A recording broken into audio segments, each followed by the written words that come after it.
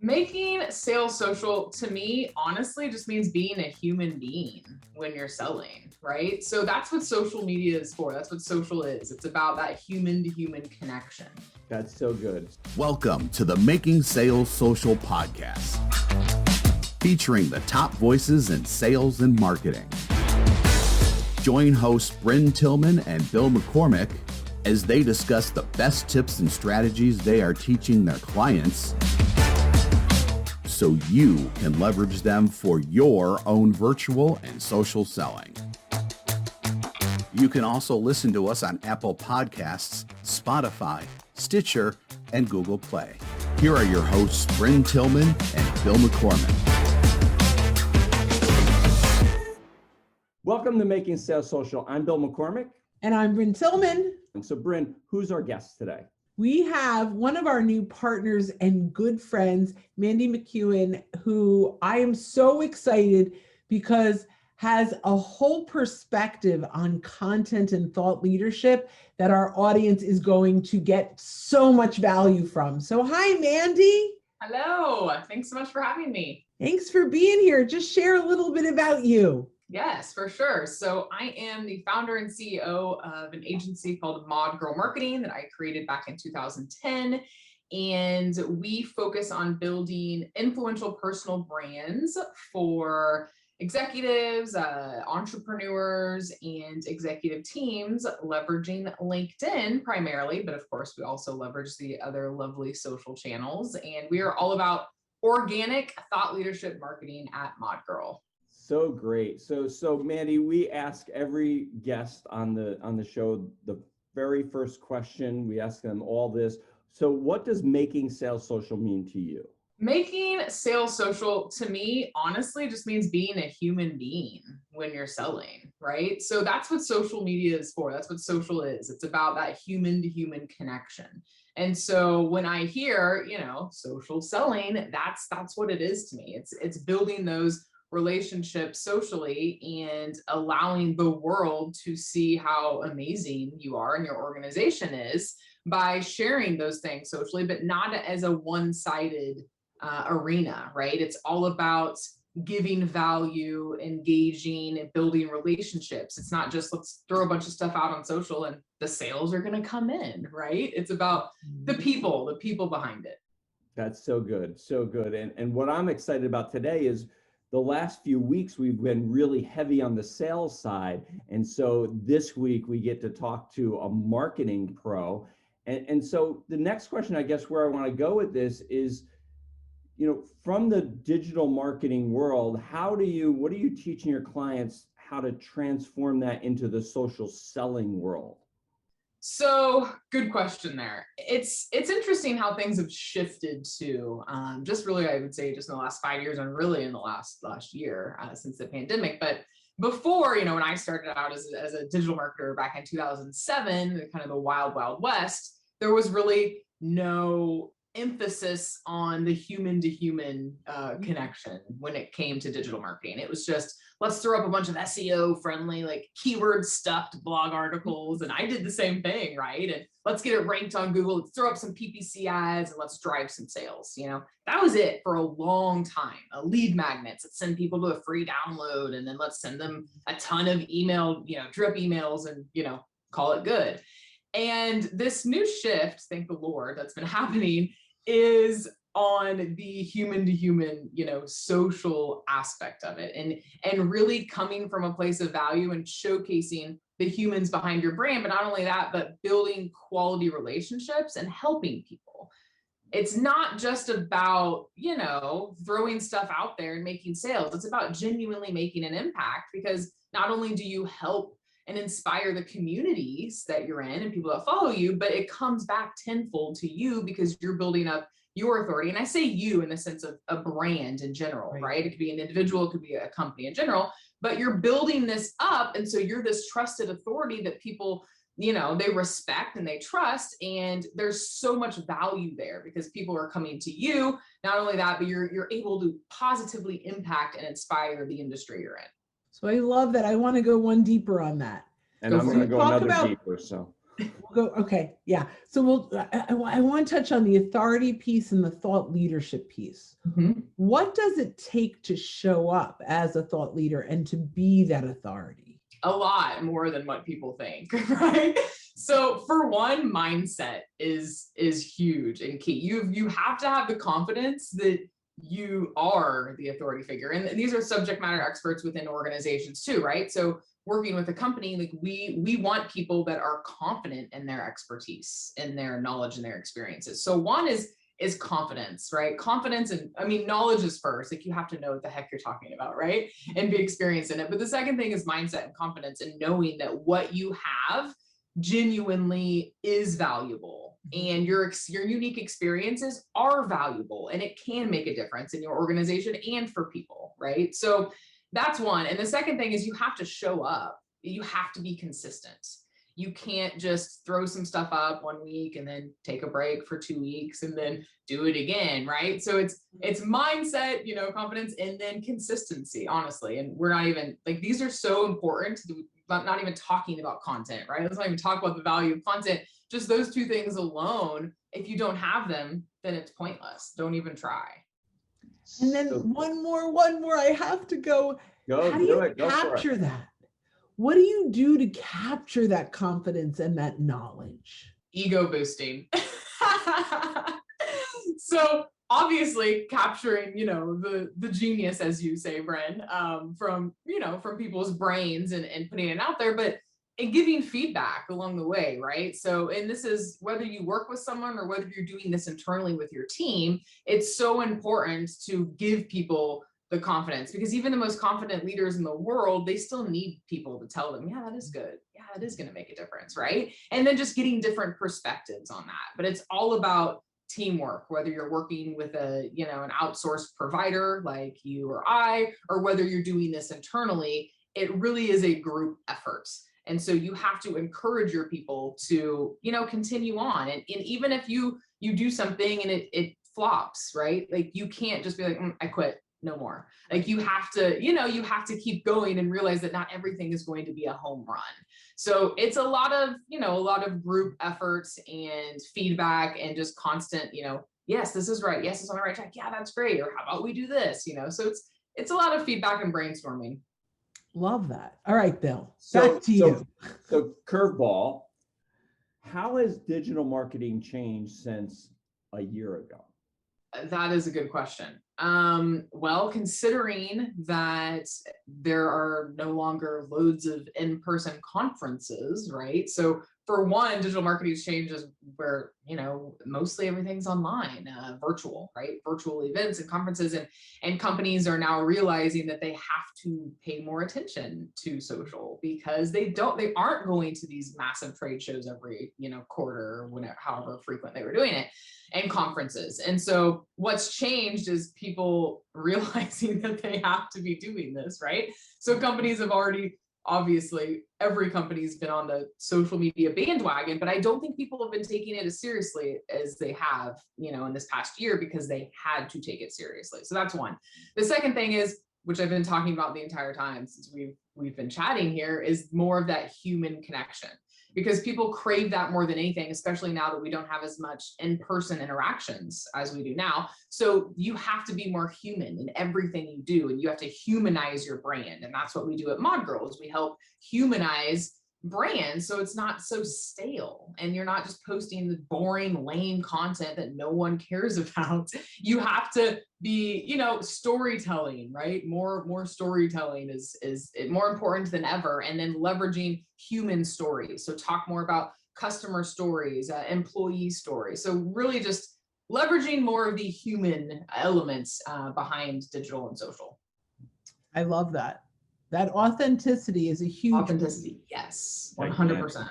It's gigantic. So I think what I heard you say is there are a lot of companies now that are on social. There's a lot of noise now on social and on digital platforms. Yes. So what is it that you're teaching your clients in digital marketing to do better, to stand out from the competition?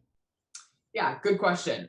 Think outside the box and try new things. So don't do what everyone else is doing, or you're gonna look like everyone else. So we have to get creative here. We have to lead with a hook, right? In the copy, and get creative on what questions we ask people to get them to engage. And it's really just testing out new things. Let's try out different media. Let's try videos. Let's try, to upload a document. I mean, there's so many different ways to get creative. And I feel like that is something that a lot of companies lack.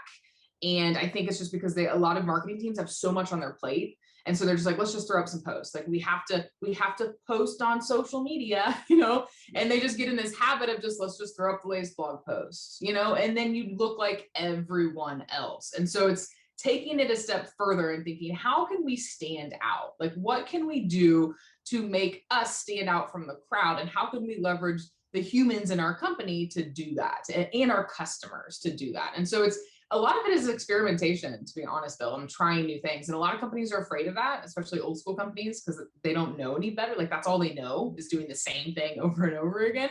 So it takes people coming in that are like, okay, let's encourage the trying new things, because that's really how you grow, is you step outside of your comfort zone and you innovate and you try new things, and some things are going to work and some things aren't. And that's okay. But once you find something that works, then you can, okay, let's rinse and repeat and try new things based off of that.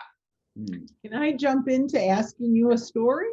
So tell it something that you've done with a client. You don't have to name them, but just generally that was sounding like everyone else and getting lost in the noise.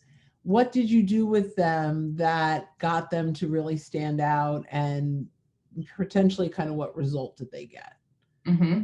Yeah, so there's a lot here, but I will say taking a different look. So we had a client in a particular industry that all looked the same, and they were doing something a little bit different in the same industry, but slightly different way. And so we got them on camera and did videos, but we did it, the content was positioned in a way that built them up as the authority, but got people involved and engaged. And I feel like that's missing from a lot of companies, is the engagement perspective. Because if you go and you look at social media posts from companies, I don't care if it's on LinkedIn or Facebook, whatever, a lot of them they're not purposely getting engagement. They're not asking questions and getting people to comment, right? So that is huge. And so when you make that shift for people and you're like, hey, let's create posts that create engagement and start conversations.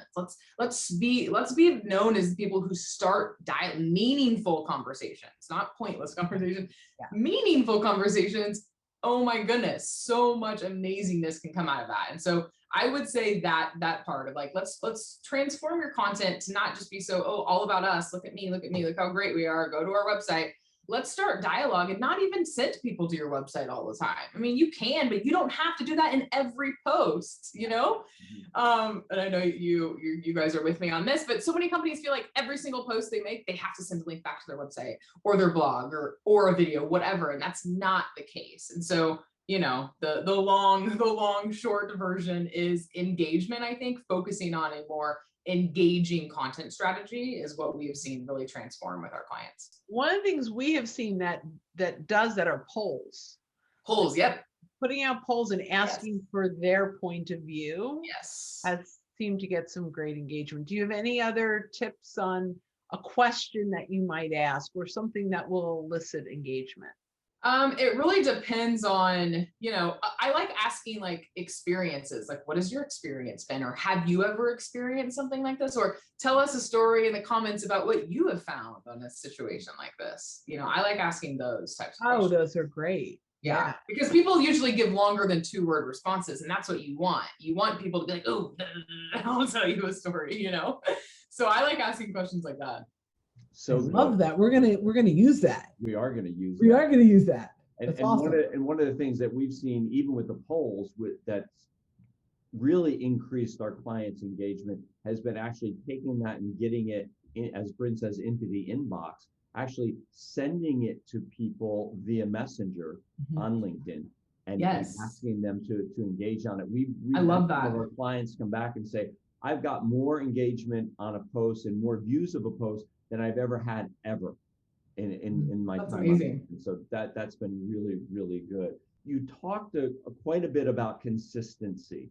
So in digital marketing, is there one thing that you tell your clients that if they do it that thing consistently, it's going to open up and create new opportunities for them? Yeah, I mean, content, of course, right? So content and outreach is my thing. And you guys are the sales, sales experts here. So I know you're not going to disagree with me there, but constantly getting in front of your target audience and constantly posting valuable content, not just throwing stuff up for the sake of throwing it up, right? So be consistent with your content and be consistent with your outreach, whatever that looks like. Whether it's your BDR team going out and building relationships on LinkedIn, whether it's cold email. I mean, you have to be doing both consistently if you really want to move the needle.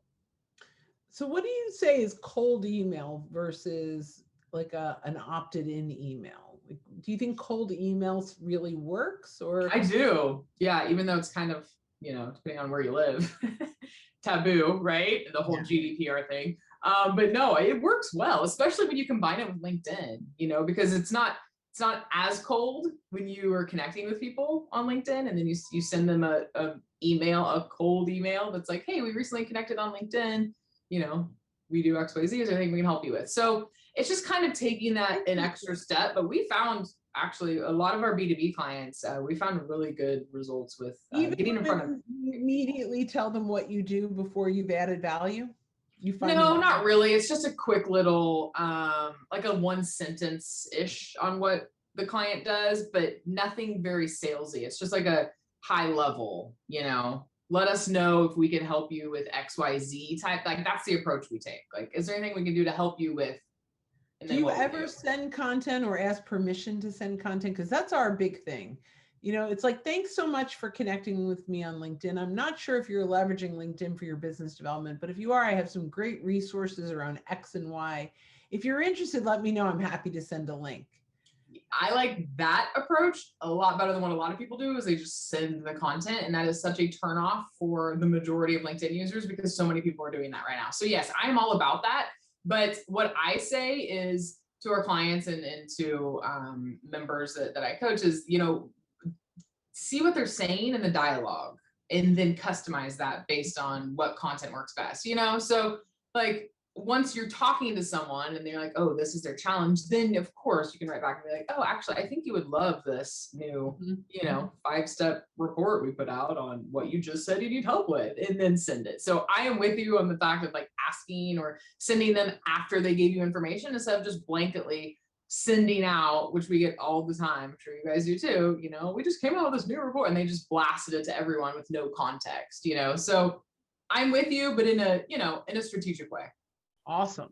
Yeah, and I'd say, making sure they actually connected with the person on LinkedIn. I've gotten probably 4 emails in the last couple of weeks of, we recently connect on LinkedIn, and I wanted to share with you. And like, no, we didn't connect on LinkedIn. Actually, you're wrong. We didn't. You pitched me on LinkedIn first, and I didn't take your connection request. Oh but anyway, so you brought up the opposite worlds. So you're in marketing, and you said, well, you guys are in sales. So as we all know, in the world, there's this little competition or maybe butting of heads between sales and marketing. A lot of the folks that are going to be listening to this show are from sales. What advice would you give them to work better with the marketing department? Smarketing. I worked with a gal for a long time, and she calls it smarketing, right? Smarketing. Because sales and marketing, they have to go hand in hand. So my tip is, the more information you can give your marketing team, the better off everyone is going to be, because us as marketers, we are not sitting on your sales calls. We are not sitting on your demos. Like, we don't know the questions these people are asking your prospects. So you have got to have an amazing relationship with your marketing team if you want to make big things happen in your organization. So it's all about that open communication and giving the marketing team what they need. And that is gold. Mm-hmm. Yeah, so right there, if you're listening, I hope you wrote that down. And I hope as soon as you get off of this webinar, you email, call, send flowers to, buy chocolate for, or coffee for your marketing person and say, hey, let's get on a Zoom call and let's talk about how we can work together. Yes. I totally agree with that. Because while we're salespeople, we also are de facto marketers, because We do a lot of stuff for ourselves. So we've had to really, really learn that. And we are still learning. And one of the things I'd say, and you said it, you don't know the questions that they're hearing, the salespeople are hearing. And that's so very important, because that is the content that you need to be writing to. Exactly. Are to the needs that they're hearing. It's so very important. Yeah, and there's such a big disconnect, I feel like, with a lot of organizations with sales and marketing, and they blame each other, and if you look at their content and stuff, it's clear that they don't have a great relationship, the sales and marketing team. Like, it's rather obvious, or they wouldn't have stale, boring, digital campaigns. Well, we're working on a joint client right now. Won't name them, but we've done all the sales training, but their sales and marketing are siloed. And so I introduced you in, and they're thrilled, and you're now bridging that gap by interviewing the executives for the thought leadership and the salespeople for the thought leadership, and bringing the content to them, so that marketing now is producing not just content that they want to produce, but that the end user, their clients, want to consume. So exactly, it's pretty exciting. Yeah, it's so powerful too when you do that. And it's just setting up systems inside the organization to make sure that sales is actually relaying the information that needs to be relayed to marketing. It's simple, but when you've been doing it for such a long time, the old school way, it's not as simple for these companies, that have been doing it that way for a long time. The concept is simple, but it's just like ingraining that in their brains. So, like, let's come up with a system now to where we are consistent with communicating with sales and marketing. It seems it always comes back to communication, right? 100%. Yep. Well, Mandy, this has been so good. So many great nuggets. I took notes. The whole user experience, and I forget how you said it. I've got to go back but you have your unique experience, your unique user experience. I'm going to use that for sure. So thank you for giving me that. For giving us stuff to talk about. Yeah, exactly. So thank you for giving me content. So how can the listeners stay in touch with you, check you out, work with you?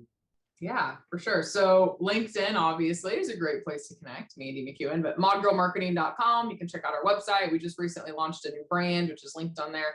Luminetics, which is our LinkedIn specific thought leadership brand. So you can check that out. But yeah, modgirlmarketing.com and LinkedIn really are the best places. Fantastic. Well, Mandy, thanks so much for being with us. Of course. Thanks for having me. Thanks for once again tuning in here to Making Sales Social. Bye-bye, everyone. Thank you, Mandy, so much. Bye-bye. Thanks for watching, and join us again for more special guest instructors bringing you marketing, sales training, and social selling strategies that will set you apart. Hit the subscribe button below to get the latest episodes from the Making Sales Social podcast. Give this video a thumbs up and comment down below on what you want to hear from us next. You can also listen to us on Apple Podcasts, Spotify, Stitcher, and Google Play. Visit our website, socialsaleslink.com, for more information.